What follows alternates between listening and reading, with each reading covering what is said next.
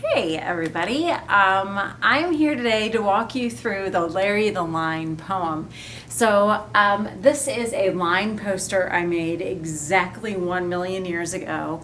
I mean, this is super old, and I made it just to introduce my students to line. I was trying to think of a creative, fun, and quirky way to do it, and snakes is what came to my mind. So I made this poster way back then. It used to be attached with Velcro so I could take it off and show it with the kids, but since it's so old and a little bit tattered, I just now kind of keep it stuck right here. But that's not why I'm here. I'm here to walk you through the Larry the Line poem. So this is a poem I teach all of the kids, and we do it in a call and response manner. So whenever I want the kids to repeat after me, I give them a signal, which is just to clear my throat. Very glamorous, and they'll do the same. But before we start the poem, I tell them to take their hand and do this. I do this with kindergarten up through second grade. My second graders are pretty familiar with it, so we'll only say it once or twice. I tell them to take their hand like this and to kind of make a snake, and we kind of move it around, and our snake gives us a little kiss on the cheek, which is absolutely disgusting because nobody likes snake kisses. Then our other hand, we use it kind of as a platform to hold our snake up, and then we're ready for the Larry the Line poem, which goes like this. That's when you're supposed to clear your throat. Larry the Line, which they repeat, is a friend of mine. He can make 3 straight lines for me. Vertical,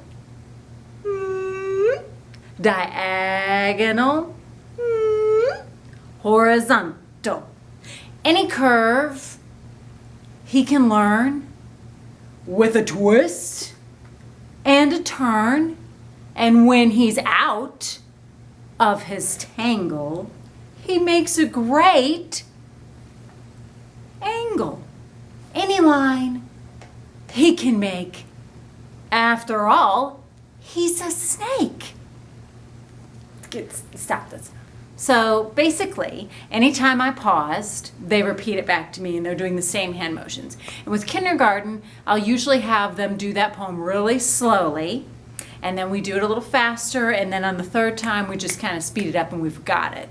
And after introducing the Larry the Line poem, I tell the kids that I have a surprise for them, that we have a visitor today, that actually Larry is here to visit us, which gets a lot of like, oh, that's great. Is it a real snake? I don't know. What has she got here? So that's when I pull out a bag like this, and I'm just kind of gingerly putting my hand in here, talking about how Larry hasn't been fed today and how he's still a little grouchy. And at that point, I do this number, which gets them all very excited, nervous. And if I have a couple of super nervous friends, I'll just say, he's a stuffed animal. It's okay. At this point, I tell them that Larry's going to make some lines with his body, and that they're to try to raise their hand and guess the kind of line. And if they get the line name correct, then they can touch Larry's tail. So it's at that point that I take Larry out of the bag, and if you can animate it well enough, the kids pretty much buy into it. I mean, you'll get a couple, he's fake, and at which point we say, oh my gosh, don't hurt Larry's feelings because he thinks he's real. So then you just kind of make different kinds of lines with your carnival snake, and the kids raise their hand to tell me that this is a diagonal, and if they get it correct, they can shake the tail. It's pure mayhem because they're usually rolling around on the floor, because sometimes Larry will come in and give him a little kiss on the cheek, and we'll make different kinds of lines like spirals. We learn all the different kinds of names. I do this for maybe 3 minutes max before we all say goodbye to Larry. And I'm so sorry if you didn't get a chance to touch Larry's tail, but he'll be back next time. Not really. And then we just tuck him back in the bag, and that's Larry, and that's Larry the Line poem. I hope that makes sense to you guys. I'd love to hear your suggestions or about how you go about introducing line to your students. So have fun. Chat soon.